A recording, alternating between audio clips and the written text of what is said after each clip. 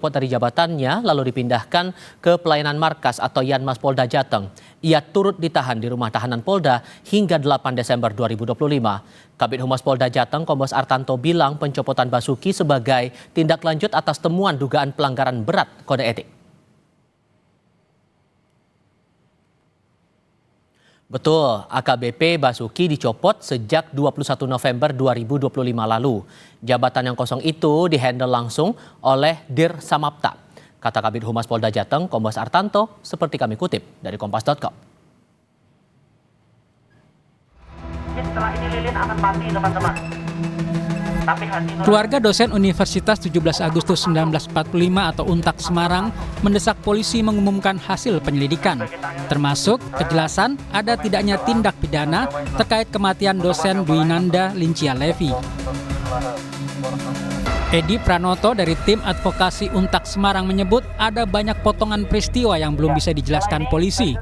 Salah satunya terkait rentang waktu 9 jam terkait informasi meninggalnya Levi yang baru diterima pihak kampus sekitar pukul 14.30 siang.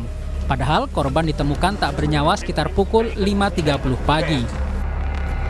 Selain itu, hasil visum luar maupun dalam belum cukup menjelaskan penyebab kematian Levi. Gak ada potongan-potongan peristiwa yang belum ada penjelasan.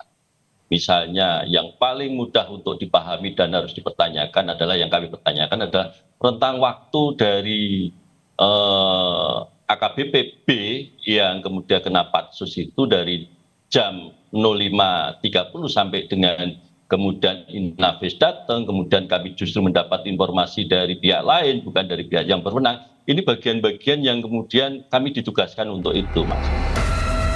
Komisioner Kompolnas Yusuf Warsi mendorong polisi bisa lebih cepat mengungkap kasus ini seperti yang diharapkan keluarga korban dan pihak UNTAK. Namun jangan sampai menutup fakta-fakta yang belum tergali untuk mengungkap ada tidaknya unsur pidana dalam kasus tersebut.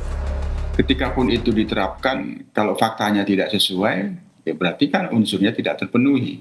Bisa jadi ada fakta lain. Nah, fakta lain itu kan melalui keterangan saksi, melalui pemeriksaan forensik terkait dengan analisis digital forensik CCTV, terkait dengan hasil otopsinya, itu kan harus dibuat garis koherensi yang kuat, apakah memang unsurnya kelalaian atau ada yang lain atau bukan peristiwa pidana, termasuk apakah ada ringkasan rekaman medis almarhum. Intinya kronologi peristiwanya ini kan harus benar tergambarkan fakta-faktanya. Sebelumnya korban ditemukan meninggal di sebuah kostel pada 17 November. AKBP Basuki menjadi orang pertama yang melapor ke Polsek Gajah Mungkur.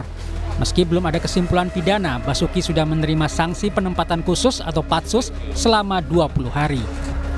Tim Liputan Kompas TV. Saudara,